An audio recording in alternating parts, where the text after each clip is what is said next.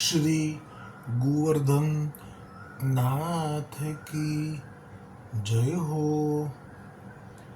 श्री गोकुलनाथ जी विरचित श्री हरिराय जी महाप्रभु जी प्रणीत 84 वैष्णवन की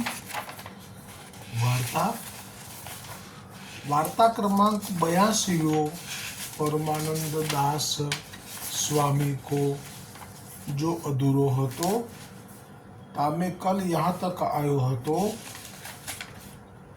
जो ता समय परमानंद दास नहाई के आए यमुना जी में स्नान करीने आव्या तब श्री वल्लभाचार्य जी आपू परमानंद दास सो कहे जो परमानंद दास बैठो। तब परमानंद दास श्री वल्लभाचार्य जी को साष्टांग दंडवत करी के बैठे।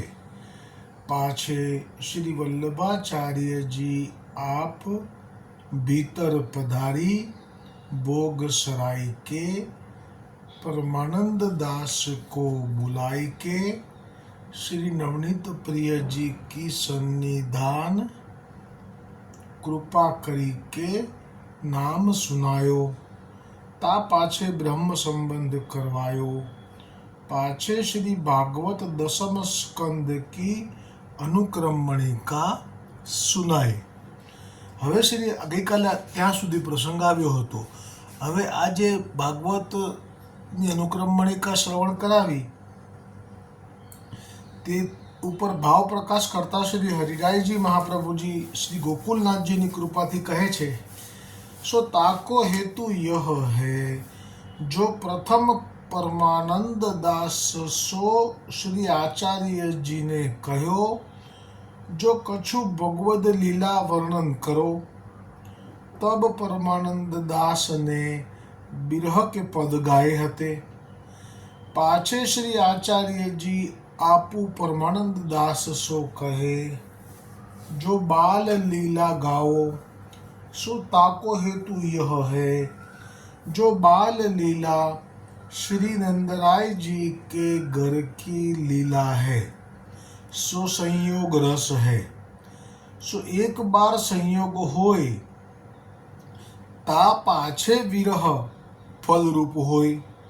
सो कहते जो रास पंचाध्यायी में ब्रज भक्तन को बुलाई के लीला किए ता पाछे अंतर ध्यान में विरह फल रूप भयो।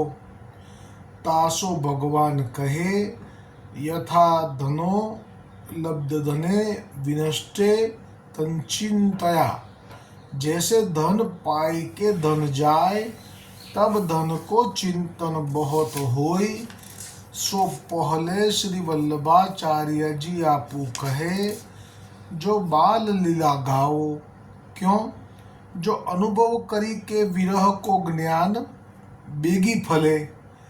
परी परमानंद दास ने विनंती कीनी जो महाराज ने कछु समुझत नहीं हूँ। ताको आशय यह है जो संयोग रस अब ही है नहीं जो मूल लीला में हतो सो विस्मृत भयो है। परी लीला में ते बिछुरे है और दैवी जीव है। तासो विरह जन्म ही ते गाए। सो अब नाम समर्पण कराई के अज्ञान प्रतिबंध दूर कियो। ता पाछे श्री भागवत दशम स्कंद की अनुक्रमणिका सुनाए। सो तब साक्षात श्री नवनीत प्रिय जी के स्वरूप को अनुभव भयो और दशम की सगरी लीला स्फुरी। परमानंद दास को दशम की अनुक्रमणिका सुनाए ताको कारण यह है जो सर्वोत्तम ग्रंथ श्री गोसाई जी प्रकट किए हैं तामे श्री वल्लभाचार्य जी को नाम कहे हैं। जो श्री भागवत पीयूष समुद्र मंथन क्षमः, सो श्री भागवत को श्री गोसाई जी अमृत को समुद्र करी के वर्णन किए हैं।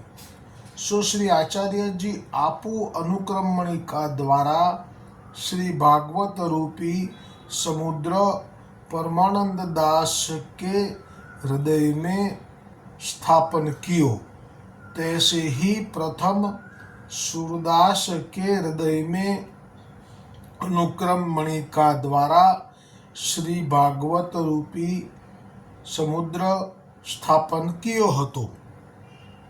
तासो वैष्णव तो अनेक श्री वल्लभाचार्य जी के कृपा पात्र है, परंतु सूरदास और परमानंद दास ये दो सागर बहे, इन दोनों के कीर्तन की संख्या नाही, सो दो सागर कहवाए। सो श्री वल्लभाचार्य जी ने आज्ञा करी, जो बाल लीला गाओ, अब संयोग रस को अनुभव भयो। એટલે અહીંયા બે ભેદ છે, બે મત છે, અને એ ભાવ પ્રકાશમાં કર્યા રજૂ શ્રી હરિરાયજી મહાપ્રભુજીએ કે એક તો શ્રી ગુસાઈજીએ જે નામ પ્રકટ કર્યું છે મહાપ્રભુજી વલ્લભાચાર્યજીનું, અને એ નામ ભાગવત શ્રી ભાગવત પિયુષ સમુદ્ર મથન ક્ષમઃ, અને હરિરાયજી એમ કહે છે કે ભાગવત આખું એ અમૃતનો સમુદ્ર જ છે, એવો આ નામનો ભાવ પણ છે। અને એટલા માટે શ્રી વલ્લભાચાર્યજીએ આખી ભાગવતની અનુક્રમ મણિકાનું શ્રવણ કરાવડાવી, આ ભાવ છે। પણ વાસ્તવમાં તો એવું હોય તો પછી શા માટે શ્રી ઠાકોરજી આજ્ઞા કરે ગોલોકથી મહાપ્રભુજી વલ્લભાચાર્યજીને કે તમે શ્રી સુબોધિનીજીમાં હવે દસમ સ્કંદ ઉપર જ શ્રી સુબોધિનીજીની રચના કરો, શ્રમ ના લેશો। એટલે પુષ્ટિ જીવો માટે એ દસમ સ્કંદ અને શ્રી કૃષ્ણની લીલા એ જ એક મુખ્ય છે, બાકીના બધા સ્કંદો એનો કોઈ અર્થ નથી, કારણ કે લીલાના જીવો છે એમને શ્રી કૃષ્ણ સિવાય ક્યાંય ચિત્ત ચોંટી શકતું નથી।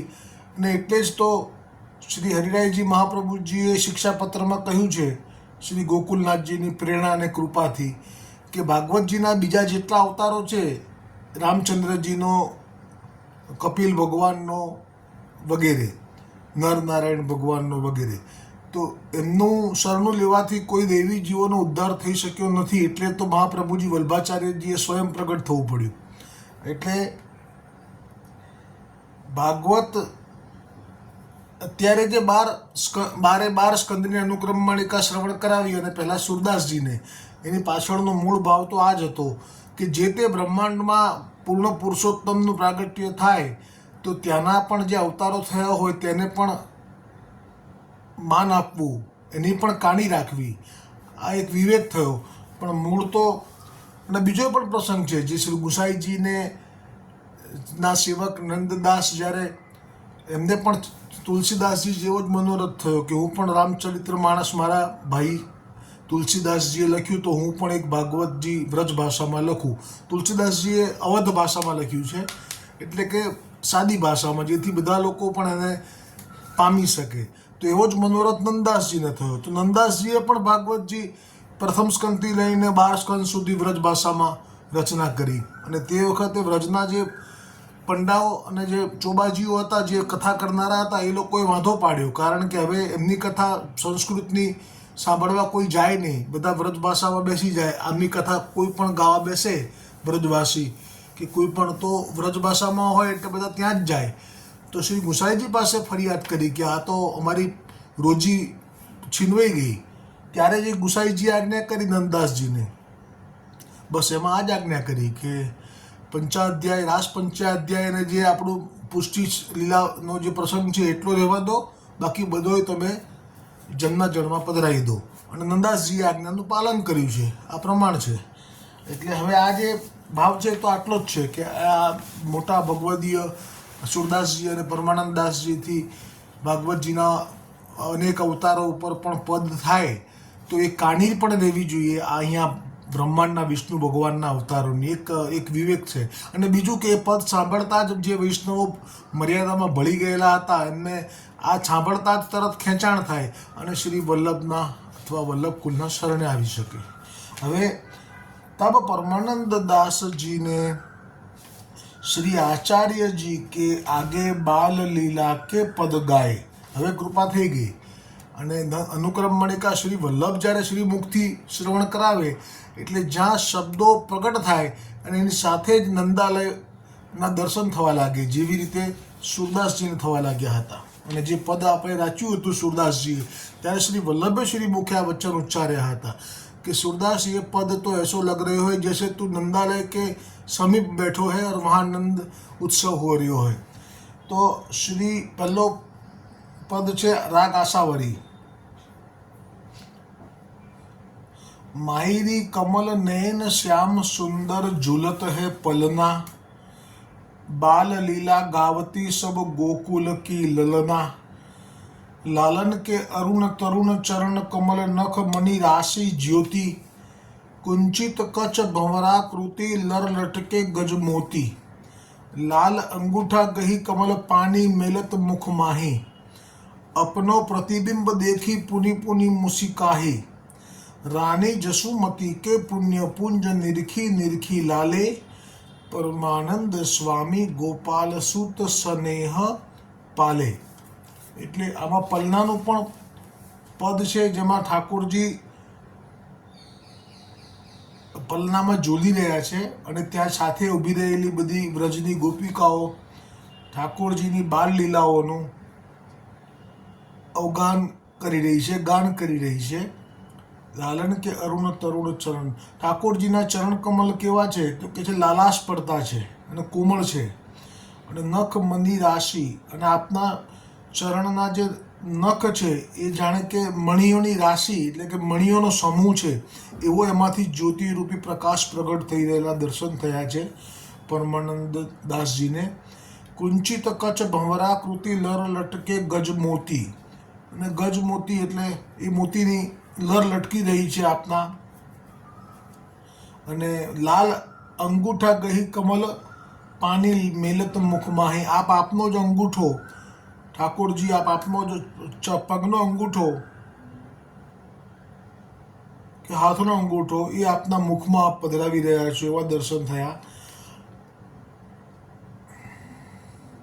અપનો પ્રતિબિંબ દેખી પુની પુની મુસિકાહી, અને જ્યાં આપ આ પલ્લાની લીલા નથી પણ એ સિવાય જ્યારે આપ ઠાડા હો અને સામે મણિમય જે ભીત હોય એમાં આપનું મુખારવિંદ દેખાય એટલે આપ જોઈને આપ જ હસ્યા કરો છો, આપનું જ મુખારવિંદ જોઈને પ્રતિબિંબમાં, એવા દર્શન થયા. અને રાણી જસુમતી કે પુણ્ય પુંજ નિરખી નિરખી લાલે, પરમાનંદ સ્વામી ગોપાલ સુત સ્નેહ પાલે. એટલે આ જે ઠાકોરજી જે છે વ્રજના બાલકૃષ્ણ, એમના દર્શન યોગીઓને પણ ક્ષણવાર માટે પણ થાય તો પણ દુર્લભ ગણાય. એ જ ઠાકોરજી અહીંયા યશોદાસજીના એવા કયા પુણ્યપુંજ છે કે જેને કારણે યશોદાજી એને નિરખીને આનંદ લૂંટી રહી છે અને એ એના જ ઘરમાં છે, પ્રગટ થયેલા છે, એમ કહે છે પરમાનંદ સ્વામી. અને બીજો પદ ગાયું રાગ બિલાવલ. જશોદા તેરે ભાગ્ય કી કહીય ન જાઈ, જો મૂર્તિ બ્રહ્માદિક દુર્લભ સો પ્રગટે હે આઈ, શિવ નારદ સનકાદિ મહામુનિ મિલિવે કરત ઉપાઈ, તે નંદલાલ ધુરી દુસર બપુ રહત કંઠ લપટાઈ, રતન જટિત પોઢાય પાલને વદન દેખી મુસિકાઈ, ઝૂલો મેરે લાલ જાઉ બલિહારી, પરમાનંદ બલી જાઉં. એટલે આ જે પદ છે એમાં શ્રી પરમાનંદજીને દર્શન થયા અને પરમાનંદ દાસજી હવે ભાવ થયો કે હું જશોદાસજી માટે કંઈક કહું, કારણ કે જેમના દર્શન શિવજી, નારદ મુનિ, સનકાદિઓ અને મહામુનિઓ એ મેળવવા માટે પ્રયત્ન કરે છે કે હું પણ મારા ખોળામાં લઈ લઉં, મારા છાતીએ વળગાડી દઉં અને ખૂબ એને ચુંબન કરું, વાલ કરવું, એના મસ્તક કાંકડિયા વાળમાં હાથ ફેરવું, પણ આ બધું મનમાં જ રહી જાય છે. કારણ કે શિવ નારદ સનકાદિ મહામુનિ મિલવે કરત ઉપાય, એટલે ઉપાય કર્યા કરે છે પણ એ કંઈ સંભવ થતું નથી. પણ જશોદા તેરે ભાગ્ય કી કહી ન જાય, જો મૂર્તિ બ્રહ્માદિક દુર્લભ સો પ્રગટે હે આય. એટલે કે એ તારે ત્યાં પ્રગટ થઈને તારે ત્યાં જ રહે છે, ખાય છે, ખેલે છે અને અહીંયા જ સૂઈ જાય છે. આટલી બધી કૃપા, તે એવું કયું પુણ્ય કર્યું છે? તારા ભાગ્યને વિશે તો શું કહીએ અમે. પછી કહે છે કે તે નંદલાલ ધોરી ધૂસર વપુર હત કંઠ લપટાઈ. એ કહે છે કે તારા વ્રજરજમાં રમેલા છે, એમના અંગ ઉપર વ્રજરજ લાગેલી છે અને એ તારા કંઠે લપટાઈ ગયા છે, તને વળગી પડ્યા છે, કે જે કોઈને મળતા નથી, એ તને છોડતા નથી. રતન જટિત પોઢાએ પાલને વદન દેખી મુસિકાઈ. અને જ્યાં શ્રમિત થયેલા ઠાકોરજીને નિંદર આવવા લાગે, ઉબાસી આવવા લાગે, એટલે આપ આપના નંદ ભવનમાં રતન જટિત પલનામાં પોઢાવી રહ્યા છો અને તે જ્યારે પોઢી રહ્યા છે ત્યારે તેને જોઈને શ્રી યશોદાજી હરખી રહ્યા છે, મુસ્કાઈ રહ્યા છે, તેવા દર્શન થયા.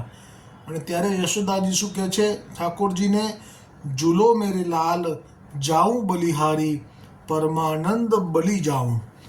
અને એ વખતે યશોદાજીની અંદર જે ભાવ છે એ જ પરમાનંદ દાસજીને પ્રગટ થયો અને કહ્યું કે ઝૂલો મારા લાલ બલિહારી જાઉં પરમાનંદ બલી જાઉં. પછી જે પદ ગાયું તે બિલાવલ રાગમાં છે. મની મેં અંગન નંદ કે ખેલત દો ભૈયા, ગૌર શ્યામ જોરી બની બલ કુંવર કનૈયા. એટલે કે છે કે એમના જે નંદ ભવનનો મણિમય આંગન છે, આંગણું, એમાં બંને ભાઈઓ એટલે બલરામજી અને શ્રી કૃષ્ણચંદ્ર પ્રભુ ખેલી રહ્યા છે. અને આ ગોરશ્યામ જોડી બની, આ એક જોડી છે, આ ક્યારેય છૂટતી નથી. એ જોડી શબ્દ એટલે કે આજે ગોલોકમાં પણ આપણે ગર્ગ સંહિતાનું જે વર્ણન મૂકવાનું શરૂ કર્યું મેં, એમાં મૂળ એનું જે લખાણ છે હિન્દીમાં, એનું પણ ચિત્રજી મૂકું છું અને એનો ગુજરાતીમાં અનુવાદ કરીને મૂકું છું. એટલે હિન્દી ભાષીઓને પણ લાભ મળે અને ગુજરાતીઓને પણ લાભ મળે. તો એમાં પણ આ ગૌરશ્યામ જે અત્યારે જોડી શબ્દ લખ્યો પરમાનંદદાસજીએ, તો આ જોડી ગોલોકમાં પણ અખંડ છે. એ ગર્ગ સંહિતામાં પહેલા જ દિવસે આવી ગયું કે જ્યારે આપણા બ્રહ્માંડના વિષ્ણુ ભગવાન અને ઇન્દ્ર અને મહાદેવ અને બીજા દેવતાઓ, સૂર્ય આદિ દેવતાઓ જ્યારે આધિદૈવિક રૂપ લઈ અને આપણા વૈકુંઠથી ગોલોક ગયા, એ આખી યાત્રાનો પ્રસંગ વર્ણન કર્યો છે ગર્ગ સંહિતામાં. સુખદેવજીએ બધું ગૂઢ રાખ્યું છે, રાધાજીનું નામ પણ નથી લીધું, પણ ગર્ગ સંહિતામાં તો બધું જ દર્શન થાય છે. અને એ વખતે આ ગોલોકના દર્શન જ્યારે થયા ત્યારે સર્વપ્રથમ શેષ શ્વેત એટલે સફેદ રંગના 1000 મસ્તકવાળા શેષ નાગના દર્શન થયા. આ એ જ શેષનાગ એટલે બલરામજી. એટલે આ જોડી એમની અખંડ જ છે, ઉપર છે. જો કે શેષનાગ તરીકે જે ઉપર અનંત ભગવાન છે એ પાછા ત્યાં બલરામજી તરીકે પણ છે અને ઠાકોરજીની સાથે લીલામાં રહે છે. પણ જે લીલા ગોપીજનો સાથેની છે એકાંતની ગૂઢ, એમાં બલરામજીનો પણ પ્રવેશ નથી. એટલે જ ભૂતલ પર બલરામજી ગોપીનાથજી થઈને પ્રગટ તો થયા, પરંતુ પુષ્ટિ માર્ગની જવાબદારી એમના માથે ન સોંપી. નુપુર લંકન કિંકના રૂનઝુન બાજે, મોહી રહી બ્રજ સુંદરી મન સિજ સુની લાજે, સંગ જસુમતી રોહિણી હિતકારિણી મૈયા, ચુટકી દે દે નચાવહી સુત જાની નનૈયા. અને જે જસુમતી અને રોહિણીની પણ જોડી કહેવાય છે અહીંયા, કારણ કે રોહિણી એટલે શેષનાગની માતા છે, એ જ અહીંયા રોહિણી થઈને પ્રગટ થયા છે. એટલે બંને પણ ખૂબ ભાવથી પ્રેમથી ઠાકોરજીને વાલ કરે છે અને ચૂટકી દઈને નચાવે છે ઠાકોરજીને. નીલ પિત પટ ઓઢની દેખત મોહી ભાવે, બાલ વિનોદ પ્રમોદ સો પરમાનંદ ગાવે. એટલે અહીંયા બલરામજી અને કૃષ્ણ ભગવાનનું સાથેનું યુગલ પદ લીધું છે. એટલે એમાં બંનેનો રંગ વસ્ત્રનો એક સાથે કહી દીધો. નીલ પિત, નીલ એટલે નીલાંબર આસમાની કલર, અને પિત એટલે પીળો. પટ ઓઢની દેખત મોહી ભાવે, બાલ વિનોદ પ્રમોદ સો પરમાનંદ ગાવે. અને છેલ્લું પદ કાંદરો, प्यारे हरि को जस गावती गोपांगना, प्यारे हरि को जस गावती गोपांगना, मणिमय आंगण नंदराय के बाल विनोद करत है રીંગના. એટલે રીંગણા એટલે જે પેલું ઉમરો હોય અને નાનું બાળક જો ઓળંગી ના શકે તો એ અટવાઈ જાય, એ ઉમરા ઉપર ના આગળ જઈ શકે કે ના પાછળ પાછા આવી શકે, એવી લીલાનું દર્શન પરમાનંદદાસજીને થઈ રહ્યા છે. ગીરી ગીરી ઉઠત ગુટુરુવન ટેકત જાનું પાણી મેરો છગન કો મગના. એટલે ક્યારેક ઉઠે ક્યારેક પાછા લડખડીને પડી જાય, પાછા ઉઠે. गुसर दूरी उठाए गोदले मात यशोदा के प्रेम को भजना, त्रिपद पहुमी नापी तब न आलस भयो, अब जो कठिन भयो दहेरी उल्लंघना. હવે અમને ભાગવતજીના દસમ 12 સ્કંદની અનુક્રમ મણિકા વલ્લભભાઈ શ્રવણ કરાવી લીધી છે, એટલે વળી વળીને એમનું લીલામાં આ વર્ણન તો આવશે જ બધા જ પદોમાં. કે છે કે તમે જ્યારે વામન ભગવાન થઈ અને 3 પગલામાં બધું માપી લીધું હતું તો એ વખતે તમને કોઈ આળસ નહોતી થઈ, અને અત્યારે તમને એક આ દેહરી એટલે એક ઉમરો ઓળંગવાનો આવ્યો છે, એમાંય તમને એમ કે કઠિન લાગે છે. આ કેવી લીલા! પરમાનંદ દાસ પ્રભુ, પરમાનંદ પ્રભુ ભક્ત વત્સલ હરિ રુચિરહાર વરકંઠ સોહે બગના. અને જે નંદ બાવાના લાલાને કાયમ વાઘનખ તો પહેરાવવામાં આવતા જ, આ શૃંગારમાં વાઘનખ તો મુખ્ય હતા. એ વાઘનખના પણ દર્શન અત્યારે પરમાનંદ દાસજીને શ્રી વલ્લભની કૃપાથી થયા કે ભક્ત વત્સલ હરિ રુચિર हार वर कंठ सोहे बगना. सो ऐसे पद परमानंद दास ने बाल लीला के बहुत ही गाए. अधूरो रहेलो प्रसंग आवतीकाले. श्री वल्लभाधीश की जय हो, श्री गोवर्धननाथ की जय हो.